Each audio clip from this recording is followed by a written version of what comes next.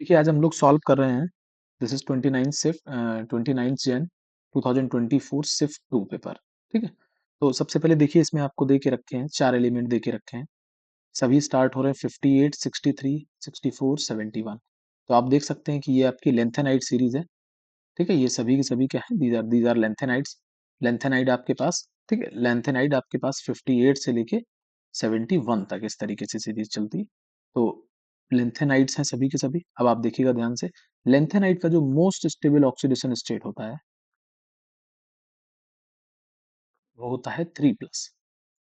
मतलब सभी के सभी हमेशा कहाँ आते हैं वापस, +3। मतलब सभी के लिए कॉमन वही है।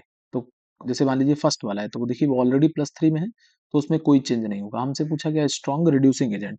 रिड्यूसिंग एजेंट का मतलब जो दूसरों को रिड्यूस करे और खुद क्या हो जाए, ऑक्सीडाइज हो जाए। रिड्यूसिंग एजेंट क्या होते हैं? Which reduces others and oxidizes itself.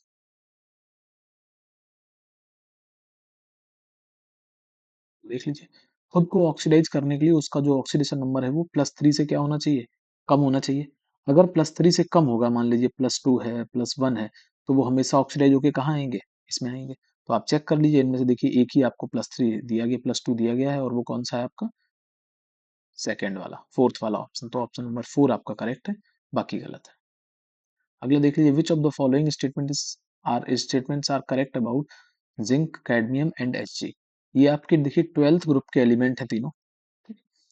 Zinc, cadmium and mercury, तीनों आपके ट्वेल्थ ग्रुप के एलिमेंट हैं, जिन्हें हम नॉन ट्रांजिशन एलिमेंट भी बोलते हैं। मतलब ये डी ब्लॉक के एलिमेंट तो है लेकिन ट्रांजिशन नहीं। उसका कारण क्या है कि इनका जो कॉन्फ़िगरेशन होता है वो NH2 N-1D10 हो जाता है, पूरी तरीके से फुलफिल्ड इनका कॉन्फ़िगरेशन हो जाता है। तो अब आप ध्यान से देख लेंगे कि पहला पूछा है, they exhibit high enthalpy of atomization. Correct आपसे पूछेंगे, they exhibit high enthalpy of atomization as d subshell is full. तो ये जितने भी आपके एलिमेंट्स होते हैं, द स्टेबिलिटी जो होती है वो इनकी बहुत ज़्यादा रहती है, और स्टेबिलिटी हाई होने की वजह से हमें यहाँ पर जो आंसर्स दिए गए हैं वो एक बार हमें चारों सही से चेक करने होंगे। ठीक है, इनकी स्टेबिलिटी तो हाई होती है। अगला है, Zn and Cd do not show variable oxidation state while Hg shows +1 and +2 oxidation state. ये बिल्कुल सही बात है। Hg आपका दो कंपाउंड बनाता है, एक Hg2Cl2 और बनाता है HgCl2। तो इनमें देखिए +1 और +2 दोनों तरीके के ऑक्सीडेशन स्टेट दिखाता है, जबकि Zn और Cd ये केवल और केवल +2 ऑक्सीडेशन स्टेट दिखाते हैं। ठीक है, बी करेक्ट है आपका। Compound of zinc, cadmium and Hg are paramagnetic in nature. ये सही नहीं है, क्योंकि इनके पास अनपेयर्ड इलेक्ट्रॉन नहीं होते हैं। अनपेयर्ड इलेक्ट्रॉन ना होने की वजह से इनके पास सभी के सभी इलेक्ट्रॉन जो होते हैं वो पेयर्ड होते हैं। तो ये कंपाउंड जनरली कैसे होते हैं, डायमैग्नेटिक होते हैं। तो ये आपका गलत हो गया। Zn, Cd, Hg they are called soft metals. हमारी मरकरी को हम जानते भी हैं कि ये सॉफ्ट होता है।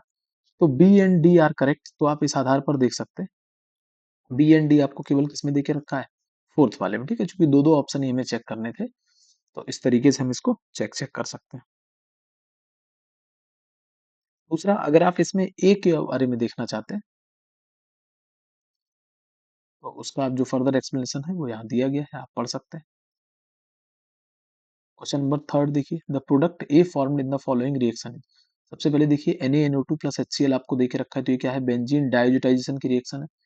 तो ये एनिलीन जो है वो किसमें कन्वर्ट हो जाएगा, N2 प्लस Cl माइनस में। उसके बाद हम इसकी रिएक्शन किससे करा रहे हैं, CO2Cl2 से। तो CO2Cl2 क्या करता है, यहाँ पर Cl माइनस इसको हटा देगा यहाँ से, और पूरी की पूरी बेंजीन की जगह क्या लग जाएगा, इस सॉरी इस N2 plus Cl minus remove होकर यहाँ क्या लग जाएगा, एक हैलाइड बन जाएगा आपका। तो ये देख लीजिए क्या आ जाएगा आपका आंसर, फोर्थ करेक्ट हो जाएगा ऑप्शन। ठीक है, अगले अगले क्वेश्चन पर पहुंचिए। According to IUPAC nomenclature the compound, इस कंपाउंड की हम नेमिंग क्या करें, तो सबसे पहले देखिए ये हमारा फंक्शनल ग्रुप है। तो ये जिस कार्बन से जुड़ा है उसको नंबर 1 देंगे, नंबर 2, नंबर 3, 4, 5, 6, इस तरीके से हम नंबरिंग करेंगे। अब आप नाम लिख दीजिए।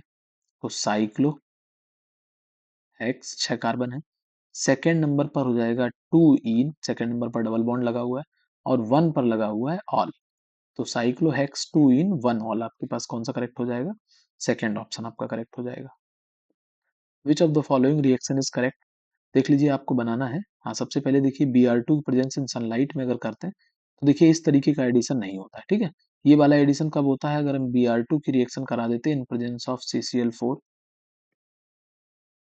तो फिर इस तरीके का प्रोडक्ट बनता है यहाँ पर नॉन क्लासिकल कार्बोकेटाइन, और यहाँ पर एंटी एडिशन, मतलब अगर ये प्लेन के अंदर है तो ये प्लेन के बाहर होगा, तब ये प्रोडक्ट बनता है, तो ये गलत है। अगला आपको देके रखा है C2H5CONH2 plus Br2 plus NaOH। आप इसको ध्यान से देख सकते हैं कि ये रिएक्शन आपकी कौन सी हॉफमैन ब्रोमाइड डिग्रेडेशन है। तो इसमें CONH2 की जगह यहाँ पर पूरा का पूरा जो CO होता है, CO वो आपका गायब हो जाता है, प्राइमरी एमीन बन जाता है। ये एक स्टेप डाउन रिएक्शन है, इसमें एक कम कार्बन ऑप्टेन होता है, तो ये गलती यहाँ कर दी, यहाँ पर 3 के 3 कार्बन रखे, CO को CH2 में कन्वर्ट कर दिया, ये भी गलत हो गया। HNO2 एट 0 डिग्री सेल्सियस, तो अगर 0 डिग्री सेल्सियस पर लेते हैं तो हमारे पास जो HNO2 रहता है वो आपके पास N2 प्लस Cl माइनस के फॉर्म में एग्जिस्ट करता है। और अगर टेम्परेचर 5 डिग्री से ज्यादा हो जाता है तो ये यहाँ पर OH बना लेता है। ठीक है, तो अभी यहाँ 0 to 5 है, तो यहाँ पर N2 प्लस Cl माइनस ही रहेगा आपका।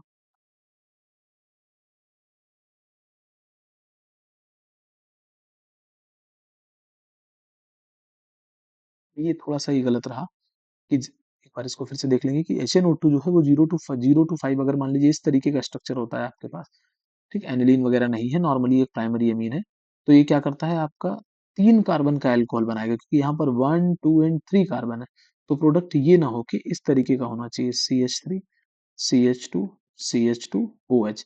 ये ऑप्शन इसलिए गलत है क्योंकि यहाँ पर 2 कार्बन का प्रोडक्ट बना दिया गया है। ठीक, फोर्थ वाला जो है ये देखिए नॉर्मल HI का एडिशन है आपके पास, तो देखिए सबसे पहले H प्लस आएगा, H प्लस आएगा तो एक कार्बोकेटाइन का यहाँ पर फॉर्मेशन करेगा, कार्बोकेटाइन यहाँ पर बनेगा, H यहाँ जुड़ जाएगा, उसके बाद I माइनस आएगा और वो यहीं पर अटैक कर देगा, तो ये आपका करेक्ट ऑप्शन हो जाएगा। ठीक, चलिए अगला अगला देखिए, question number 6, the element having highest first ionisation energy. तो फर्स्ट आयनेशन एनर्जी हमें देखनी है सबसे ज्यादा हाईएस्ट किसकी होगी। आप देख सकते हैं कि कार्बन है, कार्बन एक नॉर्मल है, नॉर्मल एलिमेंट है, it is 6, 1s2 2s2 2p2। Aluminium को भी आप देखेंगे, एल्यूमिनियम के लास्ट में भी ये यहाँ पर आप नियॉन कर दीजिए, and that will be 3s2 3p1। Silicon भी आप देख सकते हैं, नियॉन कर दीजिए, एंड देन 3s2 3p2।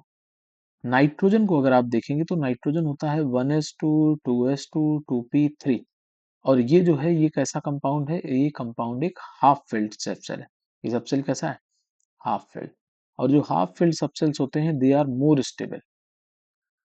ये कैसे होते हैं, इन्हें हम स्टेबल होते हैं, तो इनसे इलेक्ट्रॉन निकालना मुश्किल होता है, तो इनकी जो आयनेशन एंथैल्पी होती है वो सबसे ज्यादा हो जाएगी इस केस में। ठीक, अगला देखिए,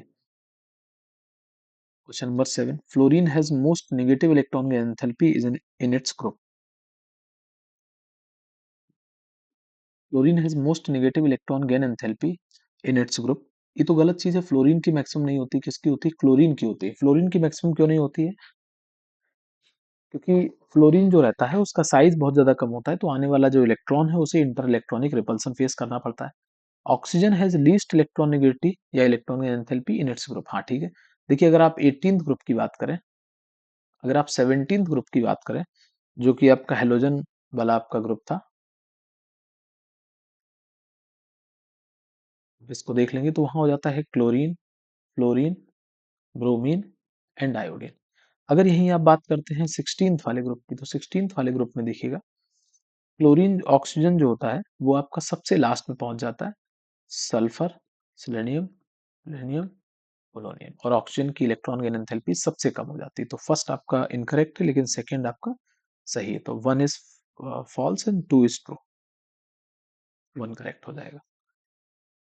उसके बाद देखिए, the correct order of acidity order पूछा है, तो एसिडिक स्ट्रेंथ निकालने का तरीका ये होता है कि जो भी आपका कंपाउंड है उससे आप H प्लस को बाहर निकाल दीजिए, और जो आपका कॉन्जुगेट बेस बचेगा उस कॉन्जुगेट बेस की आपको स्टेबिलिटी देखनी रहती है, इस तरीके से।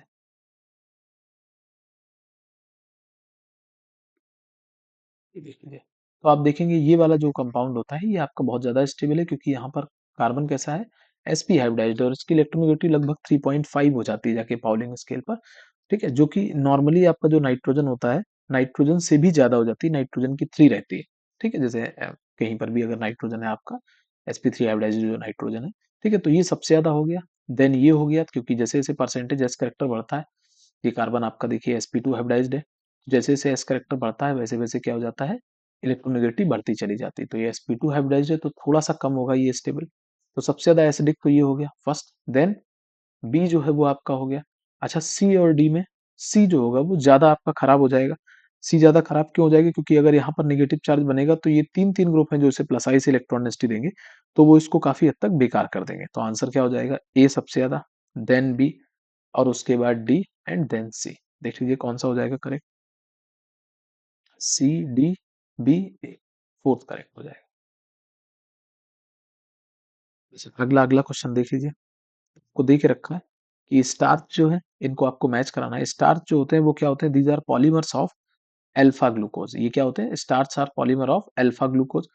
दूसरी चीज सेलुलोज, सेलुलोज क्या होते हैं? सेलुलोज आपके बीटा बीटा ग्लूकोज से मिलकर बनते हैं। न्यूक्लिक एसिड, न्यूक्लिक एसिड आपके पास कहाँ कहाँ पाए जाते हैं? जो न्यूक्लियोसाइड होते हैं, ठीक है, इनमें न्यूक्लियो एसिड में न्यूक्लियोटाइड्स पाए जाते हैं। और प्रोटीन, प्रोटीन में क्या होते हैं आपके पास? एमिनो एसिड्स होते हैं। प्रोटीन में क्या होते हैं? अल्फा एमिनो एसिड्स, जो कि हमारे सिलेबस का पार्ट है, तो अल्फा एमिनो एसिड्स होते हैं। मैच कर लेंगे आप इस आंसर को, ये आपका आ जाएगा A second, B third, C first, ये करेक्ट हो जाएगा। अगला जाइए, the correct IUPAC naming for the compound is. तो सबसे पहले यहाँ ऑक्सीडेशन नंबर निकालिए एमएन का। It is 2 into plus one plus x plus 4 into minus two is equal to zero. X जो है वो कितना हो जाएगा? 4 टू जा -8, -8 और +2 कितना हो गया जाके? +6। तो सबसे पहले तो यहाँ पर जिनमें 6 से ज्यादा है, जैसे ये है, तो ये गलत हो गया, और यहाँ पर 6 है, ठीक है। अब आप इनका नाम नाम लिखना शुरू करिए। तो पोटेशियम हो गया जाके, उसके बाद पोटेशियम तो रहेगा ही सब में, टेट्रा ऑक्साइडो, नाम इसका क्या हो जाएगा जाके?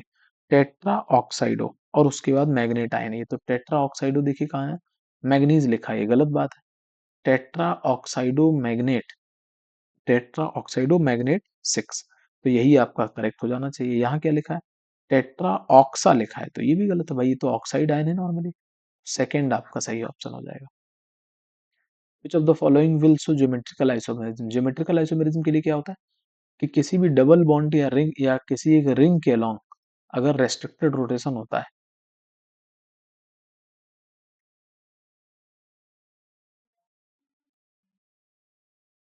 किसी भी, जैसे बना लीजिए आप यहाँ पर एच एच लिख लीजिए, ठीक है, और यहाँ पर मान लीजिए कोई एक ग्रुप है इसी तरीके का CH3H। तो ये जो है देखिए, यहाँ पर रिंग की वजह से यहाँ रेस्ट्रिक्टेड रोटेशन है, और यहाँ पर आपके पास डबल बॉन्ड की वजह से। तो यहाँ पर जो भी ग्रुप लगे हुए हैं वो कैसे होने चाहिए? बस डिफरेंट डिफरेंट होने चाहिए। अगर सिमिलर ग्रुप सेम साइड चले गए तो वो सिस कहलाता है, अगर सिमिलर ग्रुप अपोजिट साइड चले गए तो वो ट्रांस कहलाता है। इसमें आप ध्यान से देखिए, यहाँ पर दूसरा कार्बन नहीं जिस पर दो अलग अलग ग्रुप लगे हुए हो, क्योंकि इधर साइड देखेंगे डबल बॉन्ड के लॉन्ग देखेंगे, इधर ये, इधर ये, इधर ये, इधर ये, इधर ये, इधर ये, इधर ये, एकदम से सेम है। सेम ऐसे ही सेकंड में भी, थर्ड में अगर आप देखेंगे तो यहाँ पर इस कार्बन से जो दो दो हाइड्रोजन लगे हुए हैं वो कैसे हैं? वो सिमिलर है। अच्छा, इस कंपाउंड को देखिए, कार्बन डबल बॉन्ड कार्बन, इधर H, इधर Br, इधर एक कार्बन, इधर एक कार्बन, इधर एक कार्बन, इधर एक कार्बन, इधर एक कार्बन, इधर एक कार्बन। लेकिन यहाँ पर इस कार्बन पर यहाँ Br लगाए जो कि इधर नहीं है। तो ये कैसा हो गया? अनसिमेट्रिकल टाइप का हो गया, मतलब सिमेट है ये जीआई दिखा सकता है। एक बार Br को आप इधर साइड रखिए, और एक बार Br को अपोजिट साइड रख दीजिए, तो एक सिस बन जाएगा, एक ट्रांस बन जाएगा। तो फोर्थ आपका करेक्ट आंसर हो जाएगा। उसके बाद देखिए, anomalous behaviour of oxygen is due to small size and high electronegativity of oxygen. ठीक है, बहुत बेसिक क्वेश्चन है ये, हर किसी को पता रहता है। Alkyl halide is converted into alkyl isocyanide. तो देखिए, ये दो तरीके से रिएक्शन होती है, एक हो सकती है NaCN से और दूसरा होता है AgCN से। लेकिन जब RX की रिएक्शन अगर आप मान लीजिए NaCN से कराते हैं, तो ये हमें देता है Na+CN-, ये अटैक करता है और ये यहाँ से निकल जाता है, तो जो कंपाउंड है वो RCN बनता है। वही अगर हम AgCN से अगर अटैक करा दें, तो ये कोवेलेंटली बॉन्डेड कंपाउंड होता है और ये ऐसे अटैक करता है, ठीक है। बाद में क्या होता है, यहाँ से Ag+ निकल जाता है, तो ये N से जुड़ता है और ये RN इस तरीके का C एक आइसोसाइनाइड कंपाउंड बना के देता है, ठीक है। तो कौन है हमारा आंसर? AgCN जो है वो करेक्ट हो जाएगा। उसके बाद देखिए, reagent which gives brilliant red ppt with Ni, ये देखिए निकेल निकेल आयन का टेस्ट है। और कौन देता है? ये डाई मिथाइल ग्लाइऑक्सिमेट आयंस जो होते हैं वो ये टेस्ट देते हैं। निकेल का ये टेस्ट है, देख लीजिए, ठीक है। उसमें बहुत ज्यादा पूछा जाता है, क्वालिटेटिव एनालिसिस में पढ़ा है। Ni2+ आयन की अगर हम डाई मिथाइल ग्लाइऑक्सिमेट से अगर रिएक्शन करते हैं in presence of basic medium, तो ये एक DMG ट्वाइस, इस तरीके का एक रेड कलर का पीपीटी बना के देता है। ठीक है, इसमें किलेट किलेट रिंग का फॉर्मेशन होता है, तो 5 मेंबर्ड रिंग का फॉर्मेशन हो जाता है, इसलिए कंपाउंड बहुत ज्यादा स्टेबल हो जाता है। अगला देखिए, on passing gas X through Nessler's reagent, a brown color PPT is obtained. A brown color PPT is obtained. The gas X is, तो ये बेसिक देखिए क्वालिटेटिव एनालिसिस का क्वेश्चन है। जो अमोनियम आयन का जो टेस्ट होता है, नेस्लर्स रिएजेंट का टेस्ट है ये, कि जो अमोनियम आयन जैसे अमोनिया गैस आपको देख के रखी, तो K2HgI4, इसे हम लोग क्या बोलते हैं, नेस्लर्स रिएजेंट। बहुत ही फेमस क्वेश्चन है ये, और बहुत आसान क्वेश्चन ये पूछा है यहाँ पर, कि अमोनिया गैस जो होती है वो आपका नेस्लर्स रिएजेंट का टेस्ट देती है। तो यहाँ इन बेसिक मीडियम ये क्या बनाता है, ये इस तरीके का आयोडाइड ऑफ मिलॉन्स बेसिक एक ब्राउन ब्राउन कलर का पीपीटी बनाता है। एक ऐसा पीपीटी होता है ब्राउन। ठीक है, तो ये नेस्लर्स एजेंट का टेस्ट है, बहुत ही आसान है। अगला देखिए, अगला आपको देखे रखा है, phenol when treated in presence of NaOH, chloroform से अगर रिएक्शन करते हैं फिनॉल की, plus CHCl3 in presence of KOH, तो ये कार्बिन मैकेनिज्म को फॉलो करती है, और यहाँ पर ऑर्थो पोजीशन पर ये रिमर्टिमन रिएक्शन है आपका, CHO यहाँ पर बन जाता है। अगर हम इसको एसिडिक मीडियम में लेते हैं, तो बेसिकली ये बेसिक मीडियम था, तो यहाँ O माइनस आ जाता है, और एसिडिक मीडियम में यहाँ पर वापस से OH आ जाता है।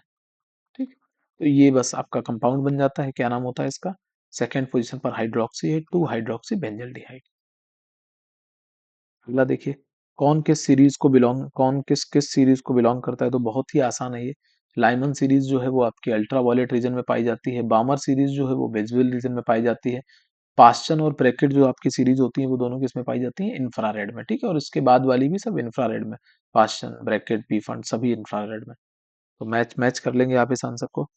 ए का हो जाएगा सेकेंड, बी का थर्ड हो जाएगा, तो ऑप्शन नंबर 2 आपका करेक्ट हो जाएगा। अगला देखिएगा, आपसे पूछा गया है पीके वैल्यू, मतलब अगर किसी का पीके वैल्यू अगर ज्यादा है, इसका मतलब उसका के वैल्यू कम है, मतलब उसका H प्लस का वैल्यू कम है, मतलब उसका एसिडिक स्ट्रेंथ कम। तो सबसे खराब जो एसिड होगा आप देख लेंगे यहाँ पर, एथेनॉल इज C2H5OH, ये पानी से भी खराब एसिड होता है। फेनॉल एक अच्छा एसिड होता है, क्योंकि 5 RS बना लेगा ये। मेटा पोजीशन पर अगर हम नाइट्रो लगा देंगे फिनॉल के, तो ये केवल और केवल -I से इसको विड्रॉ करेगा, जबकि अगर पैरा पोजीशन पर लगा दे, तो ये -I और -M दोनों से विड्रॉ करेगा। ठीक है, अगर आप यहाँ से H प्लस निकालेंगे तो O माइनस को स्टेबिलिटी ये देगा, -I और -M दोनों से विड्रॉ करेगा, तो ये इसको सबसे अच्छा एसिड बना देगा। तो इसका जो पीके वैल्यू होगा वो सबसे कम होगा। ये सबसे खराब एसिड है, तो इसका जो पीके वैल्यू होगा वो सबसे ज्यादा हो जाएगा। ठीक है, इसका पीके वैल्यू सबसे कम होगा। तो सबसे अच्छा एसिड कौन हो जाएगा, सबसे अच्छा अगर एसिडिक स्ट्रेंथ देखें तो डी, एसिडिक स्ट्रेंथ का आप ऑर्डर देख लीजिए, डी सबसे ज्यादा, देन सी, देन बी, देन ए। ए जो है वो आपका सबसे खराब हो जाएगा एसिड में। तो आपके पास आप आंसर देख लेंगे, और आपको पी के ए वैल्यू पूछा गया, तो इसी ऑर्डर को आप रिवर्स कर दीजिए, तो वैल्यूज से बस आप मैच कर लेंगे। तो ये हो जाएगा, ए का हो जाएगा देखिए सेकेंड, आंसर में आप देख लीजिए, ए का सेकेंड हो जाएगा, बी का फर्स्ट हो जाएगा, सी का फोर्थ, और डी का थर्ड। वैल्यूज भी आपको दी गई रेफरेंस के लिए, आप चेक कर सकते हैं। उसके बाद देखिए, identify the reagent used for the following reaction. सबसे पहले देखिएगा आपका क्या किया गया है, यहाँ पर ये आपको एक एस्टर ग्रुप दिया गया था, और ये आपको एक CHO ग्रुप दे के रखा था। तो इसका हमने क्या करा दिया, रिडक्शन करा दिया। तो रिडक्शन अगर मान लीजिए हम स्ट्रॉन्ग रिड्यूसिंग एजेंट से कराएंगे, तो वो एल्डिहाइड को भी रिड्यूस कर देगा। तो हम mild reducing agent Diavel H का यहाँ पर यूज करते हैं, वो क्या करेगा, एस्टर को एल्डिहाइड बना देगा। ठीक, चलिए अब अगला अगला देखिए। ठीक है, उसके बाद इसका फर्दर रिडक्शन नहीं होगा, तो डाइबल H हो गया। डाइबल H के बाद यहाँ पर देखिए क्या करके रखा हुआ है, ये जो CHO है आपके पास, ये डाइल्यूट, अगर मान लीजिए इस तरीके से, ये एल्डोल टाइप की रिएक्शन है, ये क्या होके रखा है, एल्डोल कंडेंसेशन टाइप का। कि यहाँ पर देख लीजिए, एक एक अल्फा हाइड्रोजन है आपके पास, ये जो 2 अल्फा हाइड्रोजन है, एक हाइड्रोजन को यहाँ से निकाला, यहाँ माइनस चार्ज आया, और इस वाले C डबल बॉन्ड OH पर अटैक करा दिया, तो ये ऊपर चला गया। तो ये एल्डोल है, और फिर कंडेंसेशन में अल्फा बीटा पोजीशन पर H और OH को हम बाहर निकाल देते हैं, तो अल्फा बीटा अनसैचुरेटेड एल्डिहाइड हमें ऑब्टेन हो जाता है। तो ये एल्डोल कंडेंसेशन हो गया। तो एल्डोल कंडेंसेशन के लिए आपका ए ये और बी ये हो गया। और फिर हमने क्या किया, ये क्लेवेंसन रिडक्शन कर दिया, जो कि क्या करता है, C double bond O group को CH2 में कन्वर्ट कर देता है। ठीक है, तो ये क्लेवेंसन रिडक्शन हो गया, सी डबल बॉन्ड OH यहाँ से गायब हो गया, तो सी हमारा करेक्ट ऑप्शन हो जाएगा। उसके बाद आ जाइए, chromatographic technique used on the principle of differential absorption. तो जो आपका डिफरेंशियल एब्जॉर्प्शन वाला लॉजिक है, वो केवल और केवल किन में लगता है, एक तो कॉलम क्रोमेटोग्राफी में लगता है और दूसरा थिन लेयर में लगता है। ये फैक्ट बेस्ड क्वेश्चन है, ठीक है, आपकी एनसीईआरटी में दिया हुआ है, एक बार उसको जरूर रिवाइज करें एग्जाम के पहले। ठीक है, चलिए आज के लिए इतना ही, बाकी नेक्स्ट पार्ट में इसके न्यूमेरिकल हम लोग डिस्कस करेंगे। इसका इसका आंसर क्या करेक्ट हो जाएगा, ए एंड बी, कोई देखे रखा, ऑप्शन नंबर 3 आपका correct. Thank you. Please like, subscribe and share करें इसको। Thank you.